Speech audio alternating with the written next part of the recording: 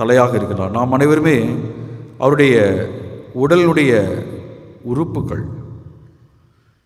எனவே இது பாதிக்கப்படுகின்ற பொழுது நாம் அனைவருமே உலக காரியங்களுக்கு முக்கியத்துவம் கொடுத்து வாழ்ந்து வருகின்றோம்.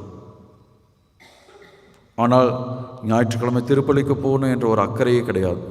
ஏமா இந்த போன வாரம் பூசைக்கு வரல, யதார்த்தமாக சந்தித்து யதார்த்தமாக கேட்கின்ற பொழுது அப்படின்னா நினச்சி பாருங்கள். ஒவ்வொருத்தரையும் கூப்பிட்டு தனித்தனியாக விசாரித்தா எத்தனை பேர் பூசைக்கு ஞாயிற்றுக்கிழமை பூசைக்கு வந்திருக்க மாட்டாங்கன்னு தெரியும்.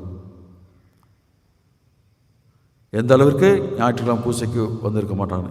யதார்த்தமாக சந்திக்கின்றவர்கள் அவங்ககிட்ட கேட்பேன், ஏமா ஞாயிற்றுக்கிழமை பூசைக்கு வரல? ஃபாதர், வெளியில் ஒரு வீட்டில் விசேஷம் இருந்துச்சு, அல்லது ஹவுஸ் வார்மிங் இருந்தது, அல்லது ஒரு கல்யாணம் இருந்தது, ஆஸ்பத்திரியில் அவங்க படுத்திருந்தாங்க, 10 நாளாக போய் பார்த்தோம். லீவ் போட்டுட்டு போய் பார்த்துருக்கலாம்லம்மா, ஞாயிற்றுக்கிழமை பூசை கடன் திருப்பலியுமா என்பதெல்லாம் அவர்களுக்கு கடவுள் மீது அக்கறை இல்லை. கடவுளிடம் நெருங்கி வர வேண்டும், ஞாயிற்றுக்கிழமை பூசை முக்கியமானது என்பதெல்லாம் அவர்கள் புரிந்து கொள்வதில்லை. ஏனோ தானோ என்று சொல்லி அவர்கள் இருக்கின்றார்கள்.